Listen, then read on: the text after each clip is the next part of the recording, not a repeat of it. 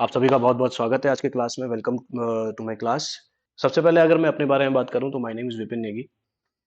4 साल से ज़्यादा का टीचिंग एक्सपीरियंस मेरा रहता है। तो आज के सब्जेक्ट्स की अगर मैं बात करूं तो आज हम जो सब्जेक्ट शुरू करने जा रहे हैं काफ़ी इंपॉर्टेंट सब्जेक्ट है हमारे एग्जामिनेशन पॉइंट ऑफ व्यू से, और साथ के साथ जो हमारा सिविल ब्रांच है, सिविल ब्रांच को समझने के लिए इस सब्जेक्ट को समझना बहुत ज़रूरी हो जाता है, क्योंकि ये जो सब्जेक्ट है काफ़ी और सारे आपके जो सब्जेक्ट्स हैं उनको लिंक करता हुआ चलेगा, और उनमें आपको फर्दर दिक्कत नहीं आएगी अगर इस सब्जेक्ट्स को आप लोग काफ़ी अच्छे तरीके से अगर आप इसमें इसको कवर करते हैं तो। ठीक है। तो सोम बेसिकली जिसको हम लोग बोलते हैं ना। ठीक है। तो फर्स्ट ऑफ ऑल अगर मैं थोड़ा वेटेज के बारे में बात करूं तो my dear students, strength of material का जो वेटेज रहता है, चाहे आप जेई एग्जाम्स की बात करो चाहे एई एग्जाम्स की बात करो, तो अच्छा खासा वेटेज आपको देखने को मिलता है। इसका जो वेरिएशन है, जेई एग्जाम्स में जो इसका वेरिएशन आता है, हिमाचल के जेई एग्जाम्स में जिसका वेरिएशन रहता है 5 से 25 नंबर के बीच में, या 25 क्वेश्चन आप बेसिकली बोल सकते हो, 5 से 25 क्वेश्चन के बीच में देखा गया है कि इतना इसका वेरिएशन रहता है। और एई एग्जाम्स में भी जो है सेम पैटर्न आपको देखने को मिलता है, जहाँ पे 10 से ज़्यादा क्वेश्चंस आपको, 10+ क्वेश्चंस आपको डायरेक्टली स्ट्रेंथ ऑफ मटेरियल से आपको देखने को मिलेगा। तो इस वेरिएशन से ही आप समझ सकते हैं कि सब्जेक्ट का जो इम्पोर्टेंस है कितना ज़्यादा हो जाता है फर्दर आपके एग्जाम्स पॉइंट ऑफ व्यू से। ठीक है। अब एग्जाम पॉइंट ऑफ व्यू से तो हम बात कर चुके हैं कि ये आपका वेरिएशन रहता है आपके एग्जाम्स में स्ट्रेंथ ऑफ मटेरियल्स का। दूसरी ओर अगर मैं बात करूं और सब्जेक्ट्स की, अगर आप स्ट्रेंथ ऑफ मटेरियल्स को बहुत बढ़िया से कवर करते हो तो फर्दर जो आपकी जो आप सब्जेक्ट्स आते हैं, चाहे हम बात कर रहा हूं स्ट्रक्चरल एनालिसिस की, स्ट्रक्चरल एनालिसिस हो गया, फर्दर आरसीसी हो गया, और फर्दर जो आपके पास स्टील जो हो गया, स्टील सब, इन सारे सब्जेक्ट्स में जो है आपको कहीं ना कहीं स्ट्रेंथ ऑफ मटेरियल का एक बैकग्राउंड आपको देखने को मिलेगा, जहां पे आप लोग स्ट्रेंथ ऑफ मटेरियल के कंसेप्ट यूज कर रहे होंगे। ठीक है। तो इसलिए स्ट्रेंथ ऑफ मटेरियल हमें ज़्यादा इंपॉर्टेंट हो जाता है, क्योंकि आने वाले जितने भी सब्जेक्ट्स हैं कहीं ना कहीं ये स्ट्रेंथ ऑफ मटेरियल के कंसेप्ट है, इसी को हम यूज करेंगे। तो अगर मैं ऐसे ही आपको बता दूं थोड़ा बहुत, तो देखो यार, स्ट्रक्चर में हम करते क्या थे। स्ट्रक्चर में हम कहीं ना कहीं स्ट्रक्चर्स जो भी आपके पास जो भी आप स्ट्रक्चर डेवलप करते हो या जो भी आप स्ट्रक्चर डिजाइन करते हो, तो वहां पे आप डिफरेंट स्ट्रेसेस को फाइंड आउट करते हो, किस तरीके से उसको डिजाइन करना है। तो वो सब चीजें आप देखते हो, तो वहां पे स्ट्रेसेस के फंडे आपको देखने को मिल जाएंगे। फिर से आरसीसी की अगर मैं बात करूं तो आरसीसी सेक्शन में फिर से हम लोग क्या करते हैं, यहाँ पे स्ट्रेस के बारे में बात करते हैं, स्टील में भी यही बात करते हैं। तो कहीं ना कहीं यहाँ पे जो कंसेप्ट है वो कंसेप्ट यहाँ से आपका निकल के आएगा स्ट्रेंथ ऑफ मटेरियल से। ठीक है। बात क्लियर है सबको ये बात? ठीक है। तो आप देख सकते हैं कि सिविल इंजीनियरिंग के पॉइंट ऑफ व्यू से भी काफी important subject strength of material आपका रहता है, और साथ के साथ एग्जामिनेशन पॉइंट ऑफ व्यू से भी आपका जो सब्जेक्ट है वो काफी इंपॉर्टेंट रोल प्ले आपको करते हुए दिख रहा है। ठीक है। अब अगर मैं बात करूं स्ट्रेंथ ऑफ मटेरियल्स की एज अ इंजीनियर, ठीक है, as a engineer, as a civil engineer, strength of material का रोल क्या है? As a civil engineer strength of material का रोल क्या है?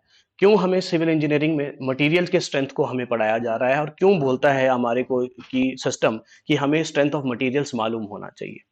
अब देखो माय डियर स्टूडेंट्स, क्या है कि जब भी हम सिविल इंजीनियरिंग की बात करते हैं तो सिविल इंजीनियरिंग में हम लोग कर क्या रहे हैं? हम क्या कर रहे हैं? हम स्ट्रक्चर्स बना रहे हैं, हम रोड्स बना रहे हैं, हम हाईवे बना रहे हैं। ठीक है। तो यहाँ पे जो भी इंफ्रास्ट्रक्चर्स आप लोग बना रहे हो या डिजाइन कर रहे हो, यहाँ पे आप मटेरियल्स यूज करोगे, क्योंकि बिना मटेरियल के कोई काम तो होगा नहीं। ऑब्वियस ही बात है, अब जो भी मटेरियल्स आप यूज कर रहे हो उन मटेरियल्स की स्ट्रेंथ को मालूम करना वो काफी इंपॉर्टेंट हो जाता है। अब स्ट्रेंथ मालूम कैसे करोगे आप? स्ट्रेंथ मालूम करोगे सबसे पहली बात तो डिफरेंट टेस्ट परफॉर्म करके। यहां पे हम टेस्ट परफॉर्म नहीं करेंगे, हम पहले बेसिक स्ट्रेंथ देखेंगे कि बेसिकली कौन कौन सी इंपॉर्टेंट चीजें हैं जो आपके स्ट्रेंथ को डिफाइन करती है, किस टाइप का स्ट्रेंथ आपको चाहिए। ये सब चीजें हम लोग यहाँ पे स्ट्रेंथ ऑफ मटेरियल्स में हम लोग यहाँ पे समझने की कोशिश करेंगे। ठीक है। तो यही इंपॉर्टेंट एस्पेक्ट्स हो जाता है स्ट्रेंथ ऑफ मटेरियल का, इसीलिए हमें सिविल इंजीनियरिंग में कहा जाता है कि सबसे पहले स्ट्रेंथ ऑफ मटेरियल्स अपना जो है वो अच्छे से कर लो, और बाकी की आपकी जो सिविल इंजीनियरिंग है वो अच्छी हो जाएगी। जो आपका डिजाइन वाला पार्ट है वो तो बेसिकली अच्छा हो ही जाएगा। क्लियर है कि नहीं है? यस और नो? इन सब चीजों को ध्यान में रखते हुए सबसे पहला सवाल जो मेरा होता है, सबसे पहला सवाल मेरा ये होता है कि हमारा ऑब्जेक्टिव क्या है? हमारा ऑब्जेक्टिव क्या है? स्ट्रेंथ ऑफ मटेरियल्स पढ़ने का हमारा ऑब्जेक्टिव क्या है? हमारा ऑब्जेक्टिव ये है कि किसी भी पर्टिकुलर मटेरियल पे या किसी भी पर्टिकुलर जो भी आपके पास डिवाइस है, जो भी पर्टिकुलर चीजें हैं आपके पास, उसके ऊपर जब आप एक्सटर्नल लोडिंग कर रहे हो, उस एक्सटर्नल लोडिंग की वजह से जो भी आपके जो स्ट्रेसेस डेवलप हो रहे हैं, जो भी आपके स्ट्रेन्स डेवलप हो रहे हैं, जो भी आपके डिफॉर्मेशंस वहां पे आपको देखने को मिल रही है, वो आप कैसे फाइंड आउट करोगे, वो आप किस तरीके से कैलकुलेट करोगे, ये सारी चीजें जो हमें मालूम करने को, हमें हमें जिस इन सारी चीजों को जो मालूम करने का हमारे पास जो एक सब्जेक्ट है, वो क्या है आपके पास, स्ट्रेंथ ऑफ मटेरियल। तो स्ट्रेंथ ऑफ मटेरियल का मेन ऑब्जेक्ट क्या है, ऑब्जेक्टिव स्ट्रेंथ ऑफ मटेरियल का मेन ऑब्जेक्टिव हमारे पास ये है कि एक्सटर्नल लोडिंग की वजह से जो भी आपका स्ट्रेस स्ट्रेन हो गया, और जो आपके पास जो अगर आप डिफॉर्मेशन कोई बॉडी में हो रही है, उन वो सब चीजें को फाइंड आउट करना है हमने by the use of elastic constants. Elastic constants को यूज करते हो, और इलास्टिक कॉन्स्टेंट्स आएंगे कहां से, इलास्टिक कॉन्स्टेंट्स आपके आएंगे थ्योरेटिकली एक्सपेरिमेंट जो आपके हुए हैं वहां से आपके इलास्टिक कांस्टेंट्स आएंगे, और इन उन इलास्टिक कांस्टेंट्स के मदद से आप लोग एक्सटर्नल लोडिंग की वजह से जो भी बॉडी के अंदर स्ट्रेसेस डेवलप हो रहा है, स्ट्रेन डेवलप हो रहा है, और फर्दर जो भी डिफॉर्मेशन डेवलप हो रहा है, उन चीजों को फाइंड आउट करना, ये सारा आपका जो मेन ऑब्जेक्टिव है वो होता है आपका स्ट्रेंथ ऑफ मटेरियल का मेन ऑब्जेक्टिव आपका यही रहता है। तो अगर मैं बात करूं तो objective of strength of material, objective of strength of material क्या है बेटा, क्या बताया था मैंने, to derive expression, to derive expression for deformation, to derive expression for deformation, comma stresses and strain, stresses and strain which are developed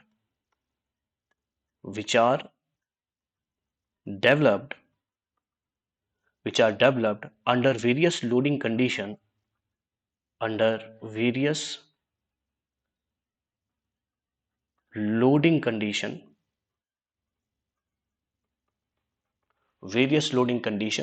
by using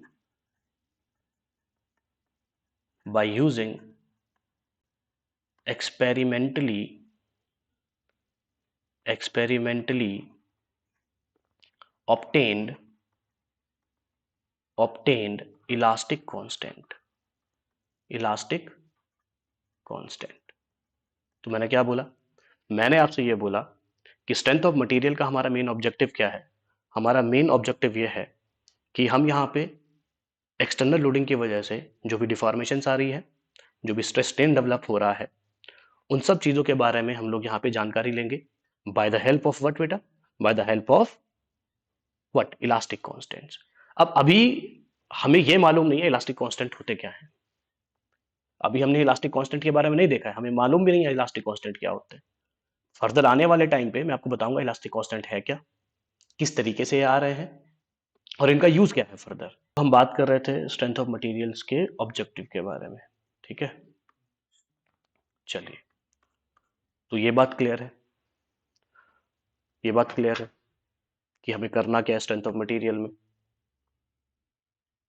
yes और no, यहां तक बात क्लियर है कि नहीं,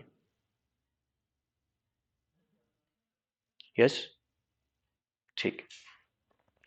अब देखिए, यहां पे हमने एक वर्ड यूज किया है, क्या यूज किया, क्या वर्ड यूज किया, देखिए, to derive expression for deformation stresses strain under various loading condition. क्या बोला है हमने, अंडर वेरियस लोडिंग कंडीशन, ठीक है। अब क्या बोल रहा है कि ये सारी चीजें कब डेवलप होगी, ये सारी चीजें तभी डेवलप होगी अगर हमारे पास कोई लोडिंग कंडीशन है। अब लोडिंग कंडीशन की अगर मैं बात करूं तो सबसे पहले मुझे यह मालूम होना चाहिए कि लोड क्या होता है, यस और नो, जल्दी से बताओ, यस और नो, ठीक। अच्छा, आप लोग साथ साथ में लिख भी रहे हो ना, आप लोग साथ साथ में लिख भी रहे हो, चलो ये तो कुछ नहीं था। ऑब्जेक्टिव से आप लोग लिखना शुरू करेंगे, नोट्स प्रॉपरली बनाएंगे क्लास के साथ में, फिर आप लोगों को। तो सबसे पहला मेरा सवाल आपसे ये है कि लोड क्या होता है, लोड, एनीवन,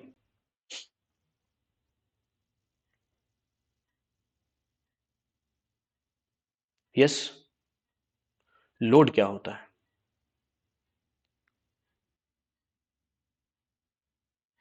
ओके,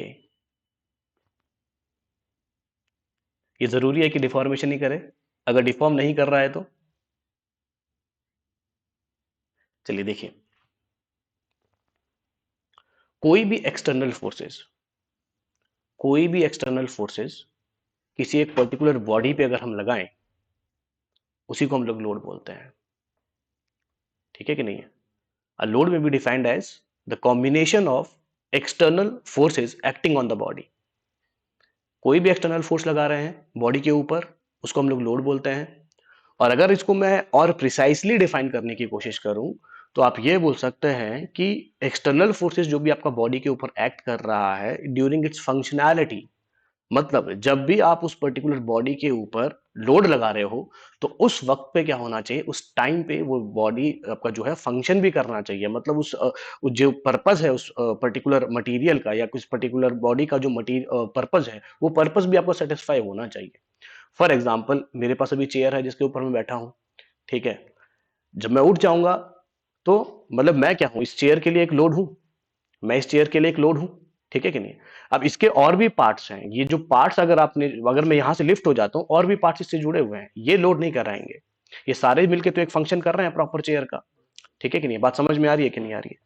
तो अगर मैं बैठ रहा हूं तब जाके इसका एक पर्पस फुलफिल हो रहा है ना, तो मैं क्या कहलाऊंगा? एक लोड कहलाऊंगा। इस चेयर के ऊपर कुछ और चीज रख दो, वो क्या कहलाया जाएगा? वो लोड लोड कहलाएगा। बात क्लियर है कि नहीं है?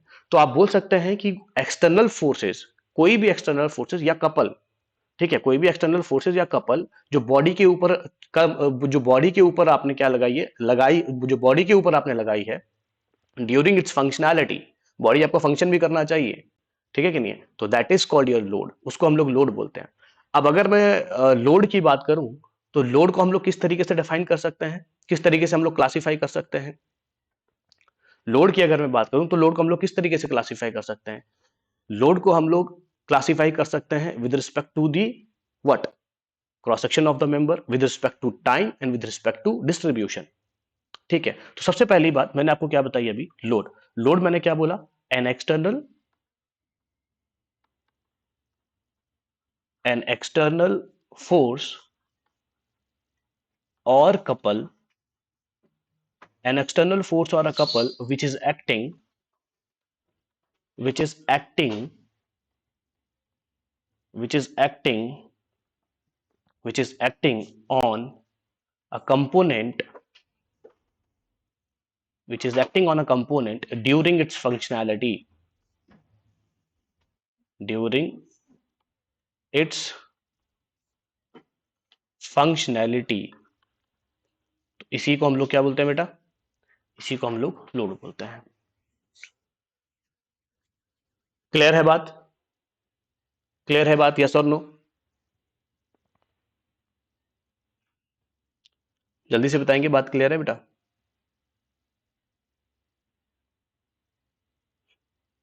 Yes, is this clear? ठीक है, तो इससे पहले कमेंट किया था, किसने किया था कमेंट? एक मिनट, आपने क्या लिखा था बेटा?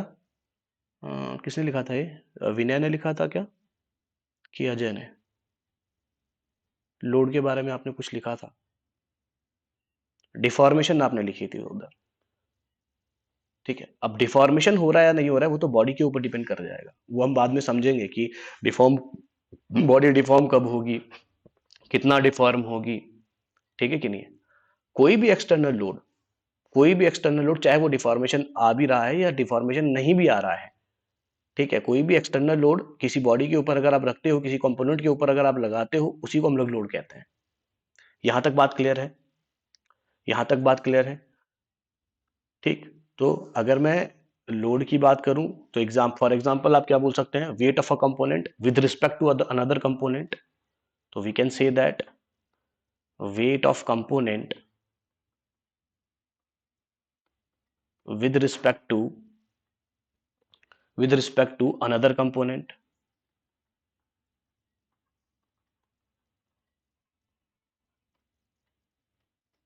comma, frictional forces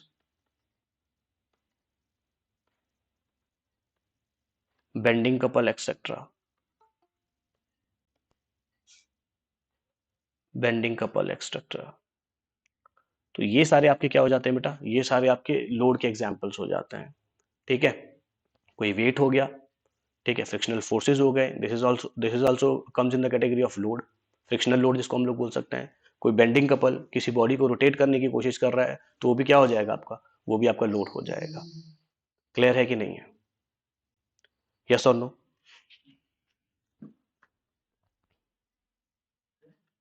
is this clear up to this point? ठीक, तो आगे अगर मैं बात करूं लोड के क्लासिफिकेशन की, अगर मैं लोड्स को क्लासिफाई करने की बात कर रहा हूं, तो किस तरीके से मैं लोड को क्लासिफाई कर सकता हूं बेटा? तो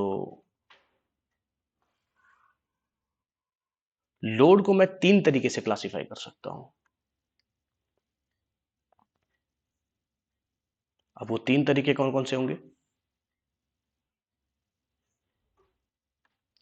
with respect to, with respect to what?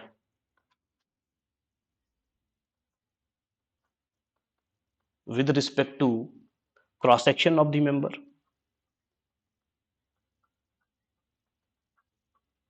मतलब मेंबर में जो आप लोड अप्लाई कर रहे हो वो किस तरीके से अप्लाई कर रहे हो। ठीक है, with respect to time, with respect to time, time के साथ, टाइम के साथ फॉर एग्जांपल जैसे हम बात करते हैं ग्रेजुअली अप्लाइड लोड हो गया, स्टैटिक लोड हो गया, यस, डायनेमिक लोड्स हो गया। तो इसको हम लोग टाइम के अकॉर्डिंग ही इसको हम लोग क्या करते हैं, टाइम के अकॉर्डिंग ही इसको हम लोग बात करते हैं, यस और नो? ठीक है, और तीसरा जो हो गया based on the distribution of the load, तीसरा जो आपके पास क्लासिफाई करने का तरीका हो गया लोड को, that is your based on distribution of the load, based on distribution of the load, distribution of the loads. ठीक, तो सबसे पहला मैंने क्या बोला था, सबसे पहला with respect to cross section of the member. अब क्रॉस सेक्शन के साथ हम लोग किस तरीके से हम लोग किसी एक पर्टिकुलर बॉडी पे हम लोड कर सकते हैं with respect to cross section of the member. तो यहां पे देखिए, अब किसी एक पर्टिकुलर बॉडी के क्रॉस सेक्शन में हम दो तरीके से हम लोग लोड अप्लाई कर सकते हैं। कैसे, कौन कौन से होंगे वो दो तरीके? या तो हम लोग उस बॉडी के normal to the cross section हम लोग लोड लगा सकते हैं, या तो parallel to the cross section जो है लोड अप्लाई कर सकते हैं। अरे यस और नो, जल्दी से बताओ। या तो हम क्या कर सकते हैं बेटा, या तो हम परपेंडिकुलर टू क्रॉस सेक्शन लगा सकते हैं load, perpendicular to cross section, या तो हम कैसे लगा सकते हैं लोड, या तो parallel to cross section. Yes और नो, जल्दी से बताओ, यही बात है कि नहीं है? With respect to cross section इसी तरीके से आपकी लोडिंग कंडीशन बनती है, या तो perpendicular to the cross section, या तो कैसे, parallel to the cross section. Yes और नो, बात क्लियर है? बात क्लियर है कि नहीं है, जल्दी से बताएंगे।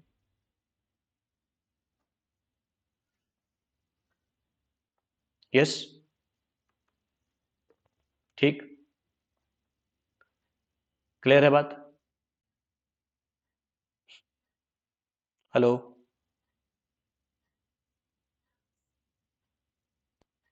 ठीक, चलिए देखिए जरा, अब इसी को हम लोग पूरा क्लासिफाई करते हैं, ठीक है, इसी के बारे में बात करते रहेंगे आगे तक।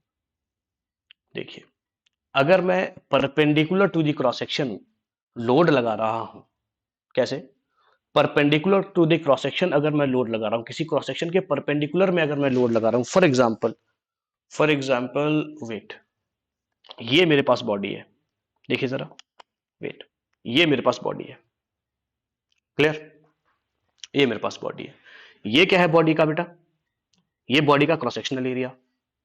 ठीक, इस क्रॉस सेक्शनल एरिया में या तो मैं नॉर्मल लोड लगा सकता हूं, या तो मैं पैरेलल लोड लगा सकता हूं। यस और नो, जल्दी से बताएंगे, यस और नो, जल्दी से बताएंगे। सबको दिख रहा है क्या जो मैं बता रहा हूं?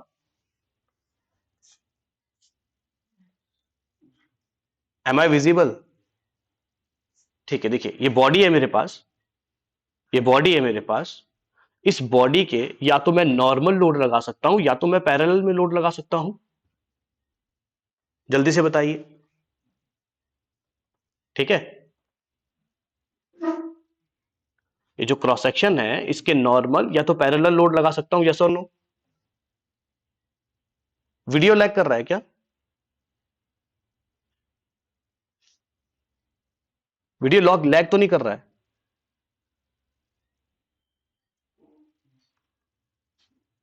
ठीक, अच्छा। अब देखिए, अगर मैं परपेंडिकुलर टू क्रॉस सेक्शन, अगर मैं किसी भी क्रॉस सेक्शन के परपेंडिकुलर लोड लगा सकता हूं, अगर मैं किसी भी क्रॉस सेक्शन के परपेंडिकुलर लोड लगा रहा हूं, तो उसको मैं नॉर्मल लोड बोलूंगा। क्या बोलूंगा बेटा मैं उसको? नॉर्मल लोड बोलूंगा। जल्दी से बोलो ना यार। उसको मैं नॉर्मल लोड बोलूंगा, यस और नो? ठीक है कि नहीं है? जल्दी से बोलो। उसको मैं नॉर्मल लोड बोलूंगा। ठीक। अब अगर मैं नॉर्मल लोड्स की मैं बात कर रहा हूं, तो नॉर्मली मैं किस कौन कौन से टाइप की लोड लगा सकता हूं? नॉर्मली जो आपका लोड आएगा that will be axial loads. Normally क्या आएगा बेटा? एक्सियल लोड्स आएगा। या तो क्या आएगा? इसेंट्रिक एक्सियल लोड आएगा। आएगा कि नहीं आएगा? जल्दी से बोलो।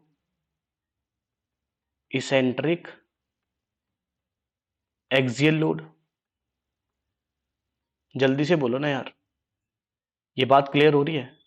अब ठीक है, अगर आपको बात क्लियर नहीं भी हो रही है तो इसको अभी सिर्फ सुन लो, क्योंकि थोड़ी देर के बाद मैं आपको यह बताने वाला हूं एक्सियल लोड क्या होता है, इसेंट्रिक एक्सियल लोड क्या होता है, शियर लोड क्या होता है, ठीक है, ट्रांसवर्स लोडिंग क्या होती है। ये सारी चीजें मैं अभी आपको बताऊंगा। अभी सिर्फ आप लोग होल्ड करो बस, इसको समझते रहो। अभी स्पीड ठीक है ना? समझ में आ रही है ना बात? स्पीड ठीक है, समझ में आ रही है? ज्यादा तेज तो नहीं चल रहे हैं या ज्यादा स्लो तो नहीं चल रहे हैं? ठीक। अब इसको एक बार समझते रहो आप लोग, ठीक है? इसके बाद मैं आपको एक प्रॉपर वे में आपको मैं बताऊंगा कि एक्सियल लोड किसको बोलते हैं हम लोग, इसेंट्रिक एक्सियल लोड किसको बोलते हैं। उसको समझने से पहले, इसेंट्रिक एक्सियल लोड या एक्सियल लोड को समझने से पहले हमें मेरे को एक बॉडी को लेना पड़ेगा, उस बॉडी के डिफरेंट प्लेन, डिफरेंट एक्सिस के बारे में बात करना पड़ेगा, तब जाके हम लोग ये डिफाइन कर सकते हैं कि एक्सियल लोड हम लोग किसको बोलते हैं।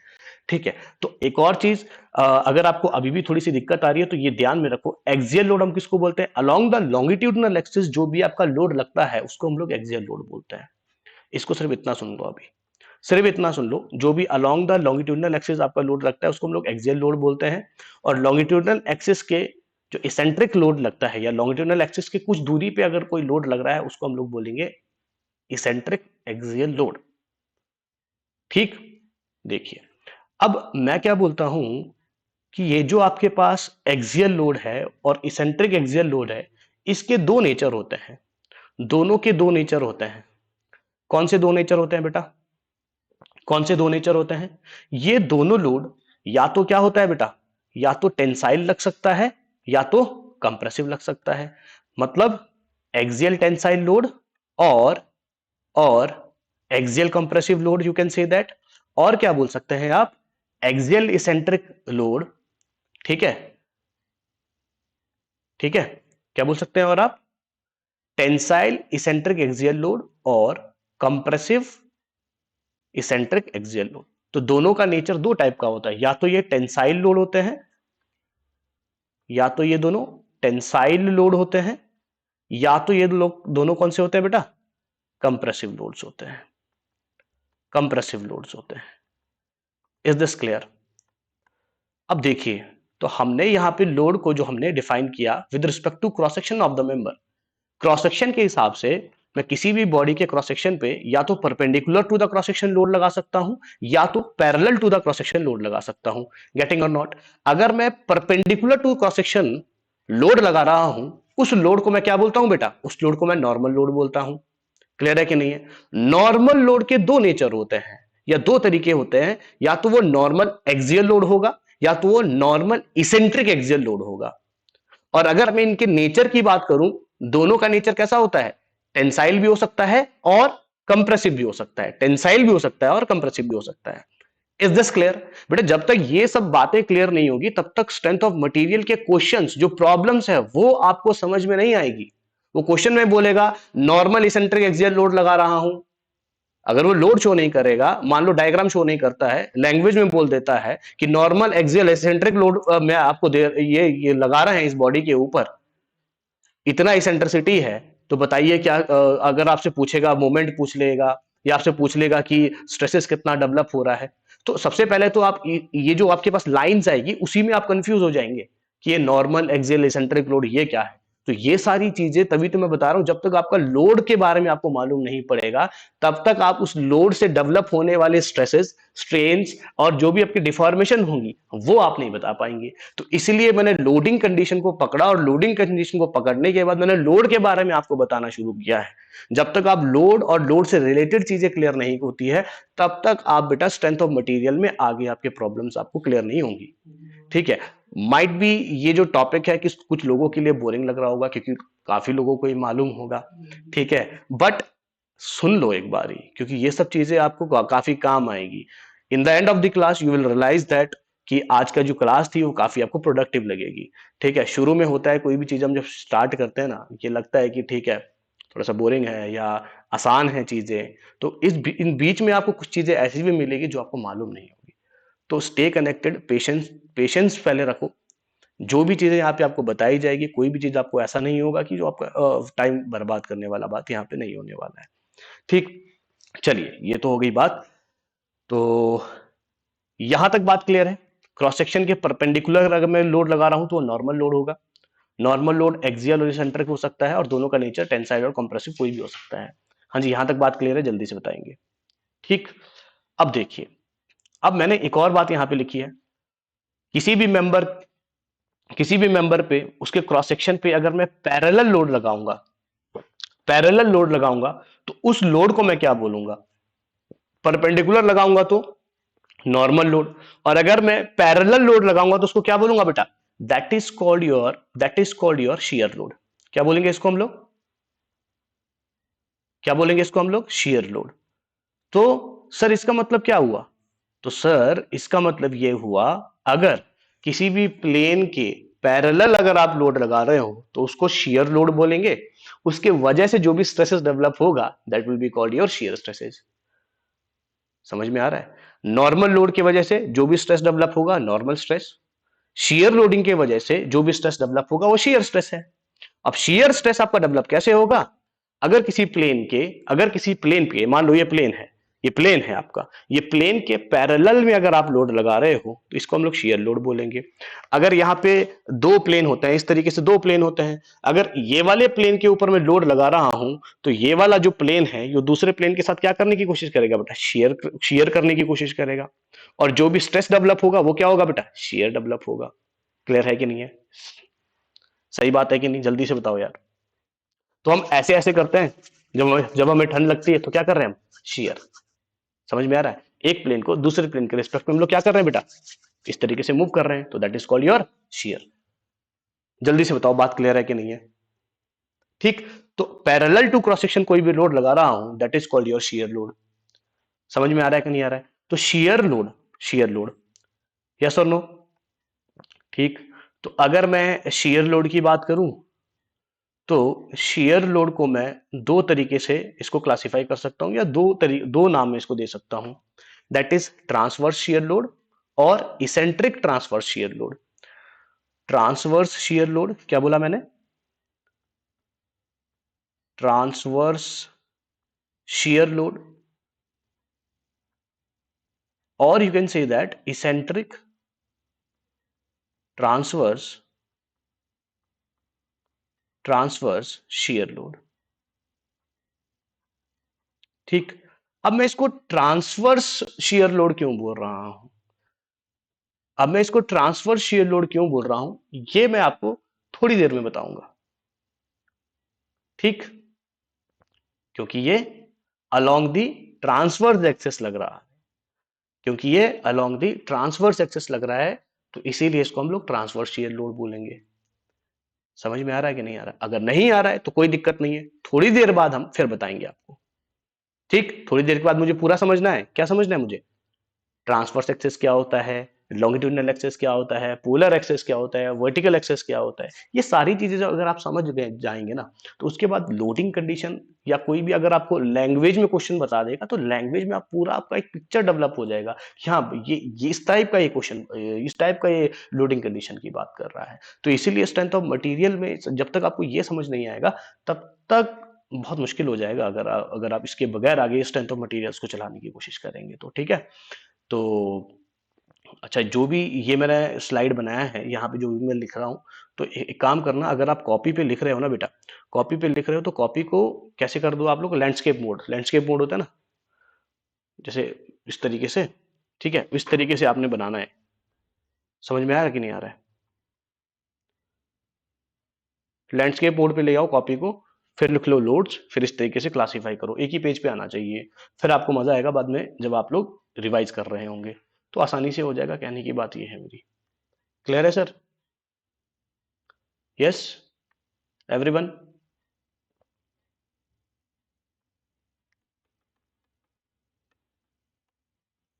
बताइए, बात क्लियर है? तो with respect to cross section, अगर क्रॉस सेक्शन के अलोंग कोई भी लोडिंग कंडीशन आपको देखने को मिलती है, अब आप समझ जाओगे कि यही कंडीशंस आपकी डेवलप होती है। ठीक है, ठीक। दूसरा टाइप का मैंने क्या बोला था, दूसरे टाइप से मैं क्लासिफाई कैसे कर सकता हूं लोड्स को? With respect to time. क्या बोला था बेटा मैंने? विद रिस्पेक्ट टू टाइम हम लोग लोड्स को क्लासिफाई करते हैं।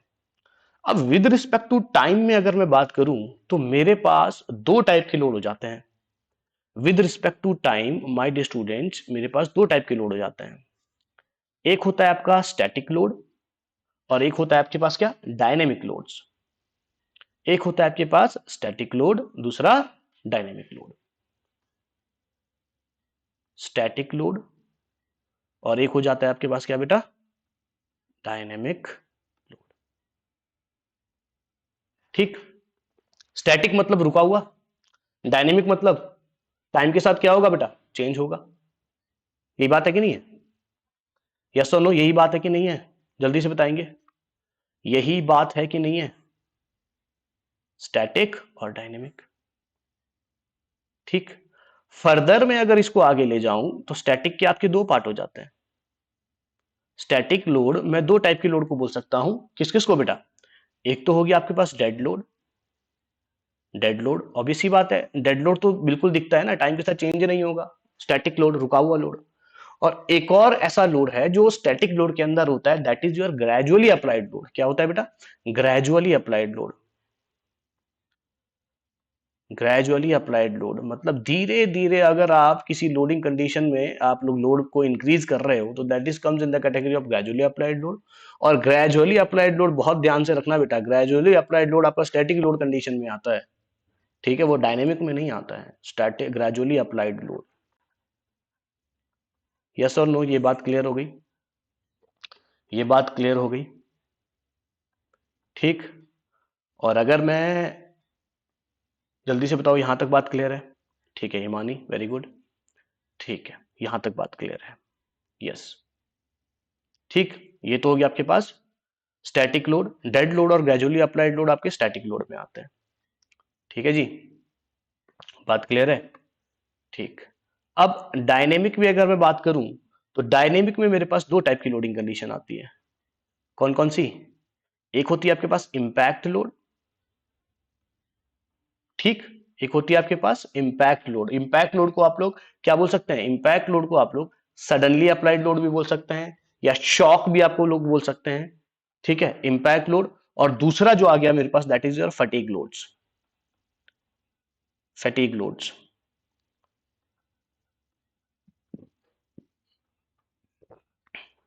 ठीक है, यस। इंपैक्ट को आप लोग क्या बोल सकते हैं बेटा? शॉक और सडन लोड। शॉक और सडन लोड या सडनली अप्लाइड लोड। ठीक, और फैटीग की अगर मैं बात करूं तो फैटीग में क्या है आपके पास? वेरिएबल्स अगर आपके पास लोड क्या कर रहा है बेटा, वेरी कर रहा है, सडनली वेरी कर रहा है, या मतलब कि डायनेमिक लोड मतलब मूविंग लोड है, और मूविंग लोड क्या आपका क्या कर रहा है बेटा, वेरी कर रहा है। For example wheel loads, wheel loads आपके वेरी करते हैं कि नहीं, जल्दी से बताइए। फॉर एग्जाम्पल अगर आपके पास कोई गाड़ी या ट्रक है, किसी पर्टिकुलर ब्रिज से क्रॉस कर रही है, तो वो क्या है आपके पास, डायनेमिक लोड है। और डायनेमिक में कौन सी कैटेगरी में आएगा, डायनेमिक में वो वेरिएबल कैटेगरी में आएगा। क्लियर है कि नहीं है, जल्दी से बताएंगे। ठीक। और दूसरा क्या हो जाएगा बेटा फटीग के अंदर, cyclic loads. Cyclic loads, cyclic load का मतलब किसी एक पर्टिकुलर टाइम इंटरवल में क्या हो रहा है बेटा, वो लोड रिपीट हो रहा है। ठीक है, एक साइकिल बना हुआ है टाइम लोड का। यस। यहां तक किसी को कोई दिक्कत विद रिस्पेक्ट टू टाइम जो मैंने बताई है, इसमें किसी को कोई दिक्कत है? समझ में आ गया सबको ये बात? ये बात सबको समझ में आ गई? जल्दी से बताएंगे बेटा। Is this clear to everyone? ठीक है, enjoying the class. Fatigue load, एक बार फैटीक लोड क्या है बेटा, फैटीक लोड का मतलब, fatigue load is the type of, इसको आप बोल सकते हैं साइक्लिक लोड है ये। ठीक है, इंपैक्ट लोड आपका सडनली अप्लाइड लोड है। फटीक लोड क्या है, बार बारी लोड आपका अप्लाई हो रहा है, बार बारी आपका लोड अप्लाई हो रहा है, that is called your fatigue load. ठीक है, फटीक में भी आपके दो कैटेगरी बन जाते हैं, variable fatigue loads, variable fatigue loads. For example wheel load, wheel load क्या होगा आपका, बार बार आ रहा है बट वो वेरिएबल हो रहा है, वेरी कर रहा है वो। ठीक है, तो variable fatigue loads. Cyclic, cyclic fatigue loads मतलब वही लोड बार बार ही आपके पास एक पर्टिकुलर साइकिल में आ रहा है। ठीक है, बात क्लियर हुई?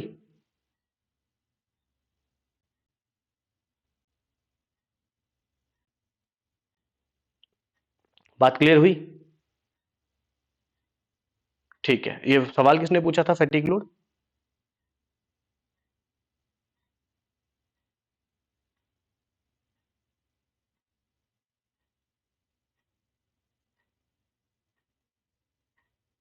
क्या रोहित नहीं पूछा था क्या? ठीक है, बात क्लियर हुई? ओके, ठीक है। अब बाकी आगे देखेंगे यार, और भी बहुत सारी चीजें फिर आगे भी आएगी। ठीक है, फिर आपको और क्लियर होता हुआ जाएगा। ठीक है, तो यहां तक विद रिस्पेक्ट टू टाइम और with respect to cross section of the member, ये दोनों कैटेगरी में जो क्लासिफिकेशन मैंने आपको दिखाई है लोड्स की, क्या ये सारी बातें आपको समझ में आ रही है? ठीक। अब देखिए आगे, लोड्स को मैं क्लासिफाई कैसे कर सकता हूं, विद रिस्पेक्ट टू मैंने क्या बोला था बेटा, डिस्ट्रीब्यूशन ऑफ द लोड, कि लोड का डिस्ट्रीब्यूशन कैसा हो रहा है, वो भी एक टाइप है लोड का, लोड को क्लासिफाई करने का। Yes, with respect to, with respect to distribution of the load, distribution of the load. मेरी हैंडराइटिंग समझ में आ रही है ना सबको? चलिए, अब डिस्ट्रीब्यूशन लोड का कैसे हो सकता है यार, डिस्ट्रीब्यूशन लोड का कैसे हो सकता है, जल्दी से बताएंगे। कोई बात नहीं है, डिस्ट्रीब्यूशन लोड का कैसे हो सकता है, या तो लोड आपका क्या होगा बेटा, कॉन्सेंट्रेटेड होगा, या तो लोड क्या होगा आपके पास, डिस्ट्रीब्यूटेड लोड होगा। या तो लोड क्या होगा बेटा आपका, कॉन्सेंट्रेटेड होगा, मतलब किसी एक पर्टिकुलर पॉइंट पे ही लगा हुआ होगा, उसी को हम लोग क्या बोलते हैं बेटा, कॉन्सेंट्रेटेड लोड बोलते हैं। ठीक है, अब कॉन्सेंट्रेटेड किसी एक पर्टिकुलर पॉइंट पे जब आपके पास लोड लगता है, तो उसको हम लोग पॉइंट लोड बोलते हैं कि नहीं, तो कॉन्सेंट्रेटेड पॉइंट लोड। ठीक। और किसी एक पर्टिकुलर पॉइंट के ऊपर नहीं बेटा, यूडीएल आपका आएगा डिस्ट्रीब्यूटेड में, कॉन्सेंट्रेटेड में यूडीएल नहीं आएगा, यूडीएल आपका डिस्ट्रीब्यूटेड लोड में आएगा, वो कॉन्सेंट्रेटेड में नहीं आएगा। ठीक। तो कॉन्सेंट्रेटेड पॉइंट लोड बोल सकते हैं। और किसी एक पर्टिकुलर पॉइंट पे अगर आपको कपल लगता हुआ दिख रहा है, तो उसको हम क्या बोलते हैं, कॉन्सेंट्रेटेड मोमेंट, कॉन्सेंट्रेटेड मोमेंट। ठीक है, तो लोड को डिस्ट्रीब्यूशन हम लोग कर सकते हैं दो टाइप से, कॉन्सेंट्रेटेड लोड या डिस्ट्रीब्यूटेड लोड, डिस्ट्रीब्यूटेड लोड।